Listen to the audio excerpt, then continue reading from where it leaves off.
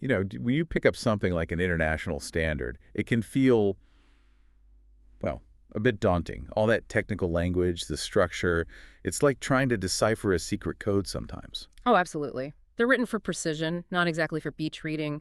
And something like ISO 20000-, the service management standard, there's just so much packed in there. Trying to tackle it alone, it can feel like you're lost in the weeds straight away. Right. And that's why we're doing this. This deep dive is specifically for you because you brought this standard ISO IE 20000-1 to us. We thought let's walk through the beginning together, sort of demystify those first crucial parts. Exactly. We're looking at ISO IE's 20001, the 2018 edition, which is the third edition, replacing the older 2011 version. And the specific document we have is the BSI publication, the UK's adopted version. It lays out the requirements for a service management system, or SMS. So think of us as your guides for the first leg of the journey. Our mission today is to really unpack clauses 1, 2, 3, and 4. These clauses are the bedrock. They set the scene for everything that follows in the standard. We want to understand what an SMS is according to the standard and why these initial bits matter so much. Yeah, it's not just about reading the words, it's about understanding the intent behind them, connecting the dots between these sections, like getting familiar with the map key and the compass rose before you start plotting the route. Okay, let's jump in. Clause 1, scope. Yeah. Every standard starts here, right? It has to define its own territory. What's in, what's out. Precisely. Clause 1 is the boundary fence. It tells you what this document sets out to do and who it applies to. Without that clear definition right at the start, things would get very confusing very quickly. So section 1.1, the general part, it says the standard specifies requirements for an organization to, and this is key, establish, implement, maintain, and continually improve an SM. And it links this SMS directly to the whole service life cycle. That's right. It explicitly mentions planning, design, transition, delivery, and improvement of services. It covers the entire spectrum and the purpose. The standard states it clearly to meet service requirements and, crucially, deliver value. That phrase, deliver value, it seems central. It absolutely is. Modern service management isn't just about keeping the lights on. It's about enabling what the customer wants to achieve, doing it efficiently, and considering the risks. You'll see value pop up again and again. And who is this standard aimed at? The source lists a few groups. First, obviously, the organizations running the services. Yes, those planning, designing, delivering services. But it's also vital for organizations looking for certification. If you want that ISO 2000-1 badge, this document spells out exactly what you need to demonstrate. Makes sense. And it's also useful for customers, right? As a way to get assurance that their providers are following good practices. Definitely. And think about the whole supply chain suppliers, partners involved in delivering the service. This gives everyone a common framework, a shared language. Auditors use it, trainers use it, consultants use it. It standardizes the approach across the board. 1.1 also takes a moment to define some terms specifically for how they're used in this document, like service. It says when you read service here, assume it means the service or services defined within the scope of the SMS. Which is super important. In standards, ambiguity is the enemy. They need precise language. If they mean service in a broader sense, they have to explicitly say so. And they do the same for organization, right? It means the entity in the scope of the SMS that's managing and delivering the services could be the whole company or just one department. Exactly. Like, say, just the IT department of a university could be the organization for the purpose of their SMS scope. The standard explicitly notes this and also equates this organization with the term service provider in this context. Okay, so 1.1 sets the purpose, audience, and some core term usage. What about 1.2, application? How is this standard meant to be applied? 1.2 stresses that it's generic. It's intended for any organization. Doesn't matter if you're huge or tiny, public or private, providing IT services or, I don't know, catering services. The principles of managing a service apply widely. That's quite powerful. It's not just an IT thing, even though it has roots there. Now, there's a really strict rule in 1.2 about conformity, isn't there? About exclusions. This is probably one of the most critical takeaways for anyone aiming for certification. The standard is absolutely clear. You cannot exclude any requirement from clauses 4 through 10 if you want to claim you conform to this standard, period. Wow. So no skipping the difficult bits. If your SMS scope covers certain services, you have to meet all the requirements from clause 4 onwards for those services. That's it. You define your scope in clause 4, and then everything from 4 to 10 is mandatory within that scope. You can't pick and choose. Okay, crystal clear. How does an organization actually show they conform? They need to provide evidence. The standard says the organization itself needs to show conformity for clauses 4, context, and 5, leadership. For the later clauses 6 through 10, which cover planning, support, operation, performance, and improvement, they can use other parties to help meet requirements. But there's a big but. This must be the accountability piece. What's the catch? The catch is, even if you have a supplier or partner doing some of the work, maybe running your service desk or managing your cloud infrastructure, the organization claiming conformity retains full accountability. You are still responsible for ensuring those requirements are met and the services are delivered as required by the standard. So I can't just say, oh, the cloud provider handles that, not my problem. Absolutely not. You need to demonstrate you have controls in place. You need to show how you ensure that third parties' activities align with your SMS requirements. The source even gives examples like needing controls for a party providing infrastructure or operating the service desk or incident management. You delegate the task, not the responsibility. That's a really important distinction, especially with how much outsourcing happens today. And there's another limit on outsourcing mentioned in 1.2. Yes, another crucial one. An organization cannot demonstrate conformity if it outsources everything within the scope of its SMS. Meaning, if you define your SMS scope as, say, providing email services, but you use one provider for the platform, another for the support, another for the security monitoring, essentially.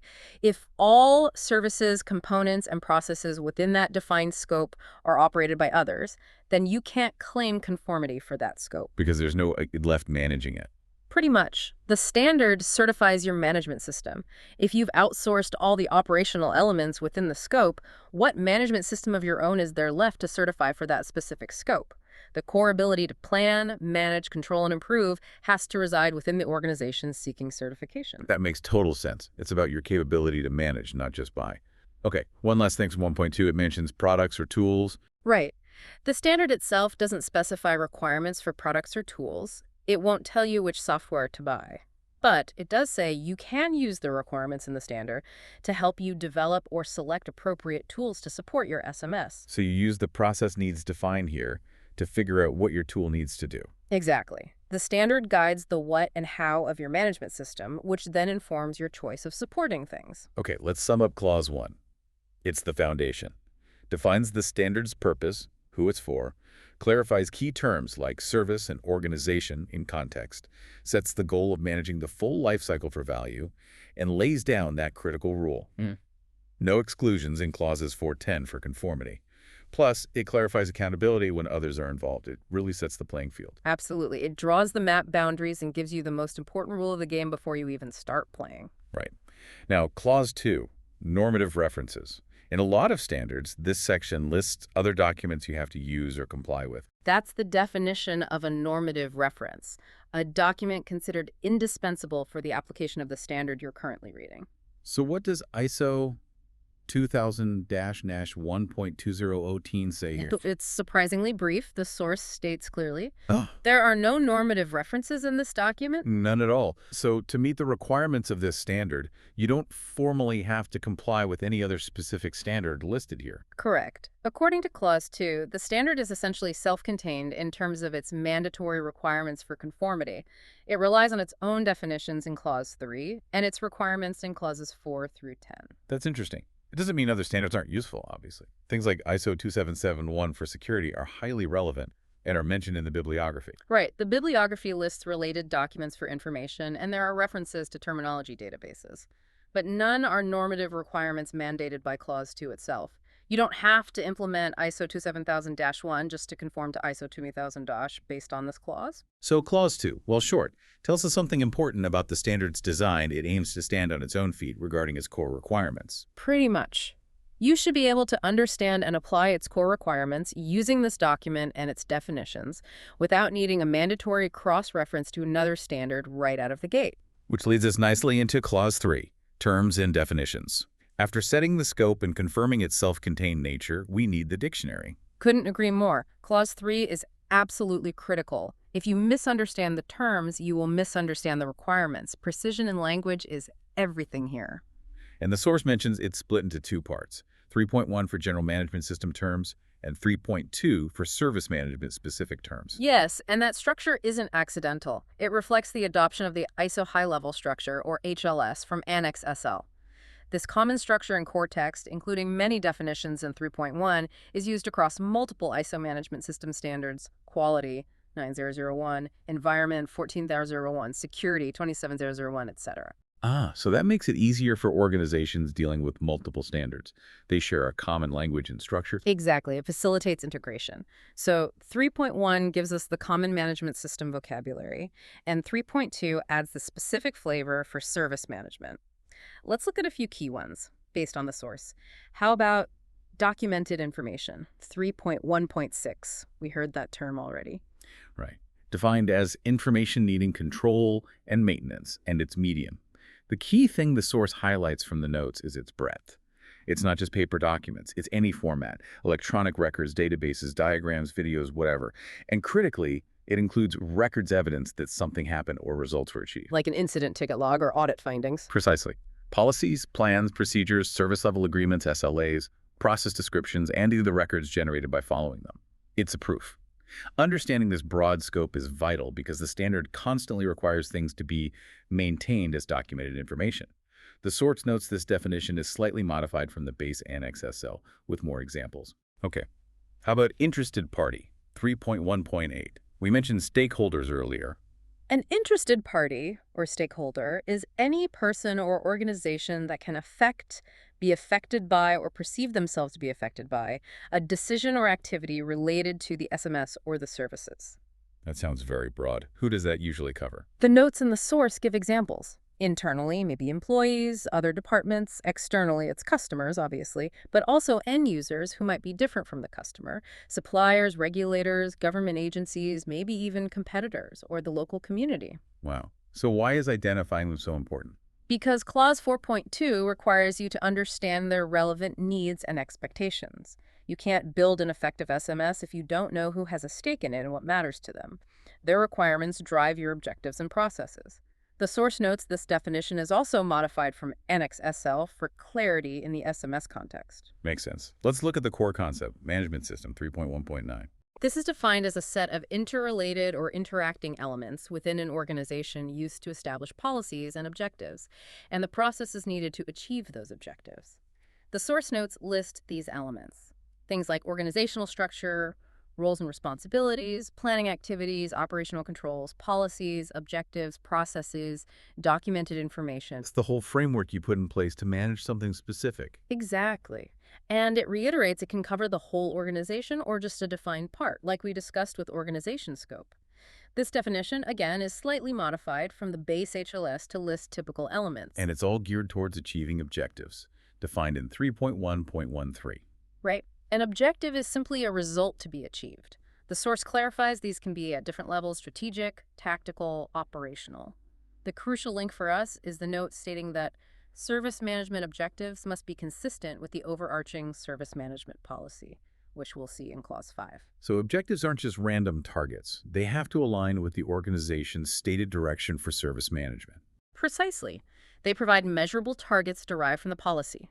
Again, a slight modification here from Annex SL for the service management context. We already touched on organization, 3.1.14, the entity and scope, the service provider, and policy, 3.1.14, the formal statement of intent from top management, key for Clause 5. How about process, 3.1.18? That seems fundamental. Well, hugely fundamental. A process is defined as a set of interrelated or interacting activities that use inputs to deliver an intended result. The source provides extra detail from ISO 9000, noting the intended result could be an output, a product, or a service. Processes transform inputs into these results. And the key part. The key part, highlighted in the notes, is that processes should be planned and carried out under controlled conditions to add value. It's not just a sequence of tasks, it's a managed sequence designed to achieve something valuable. That value addition is key. It's not bureaucracy for its own sake. Absolutely not. The definition here, interestingly, shifted slightly from older versions, which just said transforms inputs into outputs. This version explicitly brings in control and value, aligning better with the service management ethos. Okay, requirement 3.1.19. Defined as a need or expectation that's stated, implied, or obligatory. But here's a really important clarification in the notes for SMS. Service requirements are expected to be documented and agreed, not just implied. So you can't just assume what the customer needs for a service. It needs to be formally captured and agreed upon. Exactly right. This underpins the need for things like clear service specifications and SLAs. While some requirements might be implied, like legal ones, the ones specific to the service delivery need that formality. Another modification from the base definition. Got it. And last one from 3.1, risk, 3.1.20. Risk is defined as the effect of uncertainty. The notes clarify that this effect is a deviation from the expected, and importantly, it can be positive or negative. So risk isn't just about preventing bad things. It includes potential upsides. Correct. Risk management in this context involves considering threats and opportunities that arise from uncertainty. This definition directly feeds into Clause 6.1, which deals with actions to address risks and opportunities. Also a modification from the base HLS definition. Okay, that covers the general management system terms from 3.1.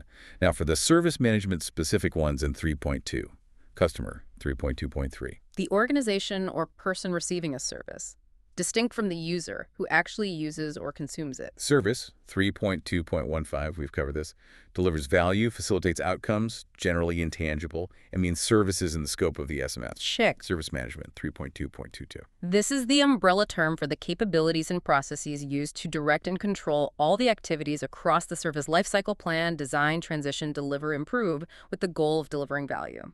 The notes interestingly mention that the clauses of this standard can be used to define an organization's specific SM processes. So the standard itself provides the blueprint for service management, which leads directly to 3.2.23, the service management system, SMS.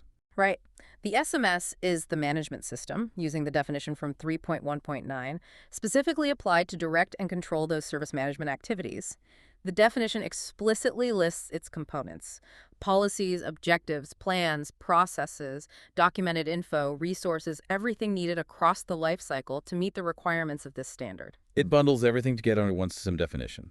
And service provider, 3.2.24. Just reinforces it's the organization managing and delivering the service within the scope, linking back to 3.1.14. Service requirement, 3.2.26. This echoes the clarification from 3.1.19. For services, requirements are the stated or obligatory needs of customers, users, or the organization itself, and crucially, they are documented and agreed. No guesswork. And finally, that word again, value, 3.2.29. Defined here as creating benefits at an optimal resource level while managing risk. The notes stress it's about realizing benefits efficiently and considering the risk exposure. It's not just output, but beneficial outcome achieved responsibly. Also noted as a modification. That focus on outcome, resources, and risk seems far more strategic than just doing stuff. It is. It's a core philosophy of modern service management. Okay, Clause 3 was dense, but absolutely vital. That shared vocabulary is essential before we move on. Couldn't agree more. You need the dictionary before you can read the instruction manual. Right. So we've got scope, Clause 1, confirmation it's self-contained normatively, Clause 2, and the definitions, Clause 3. Now we hit Clause 4, context of the organization. This feels like the first big step in actually building the SMS. It really is. Clause 4 marks the beginning of the implementation journey, using the standard high-level structure. It's all about understanding the world your SMS will live in. Before you design anything, you need to understand the environment. So 4.1, understanding the organization and its context. What's required here? The organization has to figure out the external and internal issues that are relevant to its purpose and could affect the SMS's ability to achieve its intended outcomes. Basically, what's going on inside and outside the company that matters for service delivery. What counts as an issue? The source notes clarify these issues are factors. They can be positive opportunities or negative risks. Think external. Market trends, new tech, competitor actions, regulations. Think internal. Company culture, available skills, budget constraints, existing infrastructure, anything that influences your ability to deliver services well. And you need to consider both the good and the bad. Yes. It's about understanding the factors relevant to achieving the agreed quality of service. It forces a strategic look around. You can't build an SMS in an ivory tower. It has to function in the real world. This directly feeds into identifying risks and opportunities later in Clause 6. So understand your operating environment first. Makes sense. Then 4.2, understanding the needs and expectations of interested parties. Building directly on the definition from 3.1.8, now you have to identify who those relevant interested parties are for your SMS and services, and then determine what their relevant requirements and expectations are. So step 1, who cares? Step 2, what do they care about? Exactly. And requirements here, as the notes point out, include things like specific service levels, performance targets, legal obligations, contractual clauses. These become critical inputs for designing your services and your SMS. And why is this step so crucial? Because if you don't know what your customers need, what regulators demand, or what your suppliers expect, how can you possibly build an SMS that satisfies them? It connects your internal system planning to the external realities and demands. You need this input to set meaningful objectives. Okay, so we've looked outward and inward with 4.1, and we've identified stakeholders and their needs with 4.2. How does this lead into 4.3, determining the scope of the service management system? 4.3 is where you draw the line. You define the boundaries and applicability of your SMS. What specific services, processes, locations, departments are included in this formal management system you're building according to ISO 20001. And the standard tells you how to decide where that line goes. Yes, it mandates that when defining the scope, you must consider A, those internal and external issues from 4.1, B, the interested party requirements from 4.2, and C, the actual services you deliver. So the scope can't just be arbitrary. It has to be informed by your context, stakeholder needs, and the services themselves. Precisely. It forces a strategic decision about the scope, not just picking the easiest part. You need to define a scope that makes sense, given your environment and what you're trying to achieve for your stakeholders. And the scope isn't just an idea, it must be documented. Documented information again. It needs to list the services in scope, name the organization or part responsible, and be formally maintained. The source mentions ISO 20003 offers more guidance here, suggesting it's a significant step. It is. And remember that critical rule from Clause 1.2 we discussed? Once this scope is defined under 4.3, all requirements in Clauses 4 through 10 apply within that scope. No exclusions allowed inside the boundary if you want conformity. That link is vital. Define the scope carefully because you're committing to applying the whole standard within that definition. Exactly. Choose your scope wisely because you're signing up for the full package within those lines. Okay, context understood, 4.1. Stakeholder needs identified, 4.2. Boundaries drawn, 4.3. What's the final piece of Clause 4? It's 4.4, simply titled Service Management System. This is the overarching requirement, it states. The organization shall establish, implement, maintain, and continually improve an SMS, including the processes needed and their interactions, in accordance with the requirements of this document. So after doing all the groundwork in 4.1, 4.2, and 4.3, this is the bit that says, okay, now actually build it and run it according to the rest of this standard. That's exactly what it is. It's the formal instruction to create and operate the SMS you've just defined, following all the subsequent clauses on leadership, planning, operations, etc. It connects the strategic foundation to the operational reality. So wrapping up Clause 4, it's the strategic setup. Understanding your internal and external world, knowing who matters and what they need, defining clearly what your SMS covers based on that understanding, and then formally committing to build and run the system according to the standard. It's absolutely foundational. You can't effectively implement the rest of the standard without doing this groundwork properly. It provides the direction and the boundaries for everything else. It really does feel like Clauses 1 through 4 lay down that essential base layer. Yeah. We know what the standard is about, we have the language, and now we've grounded it in the organization's specific reality. And they're deeply interconnected. Context 4.1 and interested parties 4.2 directly inform the scope 4.3, which then defines what needs to be managed by the SMS 4.4, according to clauses 510. Skipping or rushing these initial steps is a recipe for problems later. Because if you get the context wrong, or miss a key stakeholder group, or define a scope that doesn't align with business needs, then the processes you build later might be inefficient, ineffective, or focused on the wrong things entirely. You won't achieve those goals of meeting requirements and delivering value. These first clauses force that strategic alignment up front. it leads to a final thought, really. Thinking about 4.1 and 4.2, understanding context and interested parties. How often do organizations maybe just go through the motions? Is there a risk of treating it as a checkbox exercise instead of a deep, honest assessment? That's a really pertinent question. The standard mandates you determine these things, but the quality and honesty of that determination, that comes down to organizational culture and leadership commitment, which is what Clause 5 is all about. If leadership doesn't champion this, or if the organization isn't prepared to confront uncomfortable truths about its context or stakeholder needs, then yes, it absolutely could become a superficial exercise undermining the whole point. It's easy to write something down. It's harder to ensure it's accurate and truly informs decisions. So getting this foundational work right isn't just about compliance. It's about setting the SMS up for genuine success in delivering value. Without a doubt, it provides the compass and the map before you start the journey. Well, this has been a fascinating exploration of those initial critical clauses. We've navigated the scope, the lack of normative references, the essential definitions, and the strategic groundwork laid out in the context of the organization. Hopefully, breaking it down piece by piece like this makes that initial part of the standard feel much more approachable and, logical. We certainly hope so. A huge thank you to you, our listener, for bringing this standard to our attention and joining us for this foundational exploration. And there's obviously a lot more to dig into with leadership, planning, operations, and all the rest. Indeed. If you found this helpful and are curious about diving deeper into the subsequent clauses of ISO IEC 20001, please do let us know. For now, keep digging into the details that matter.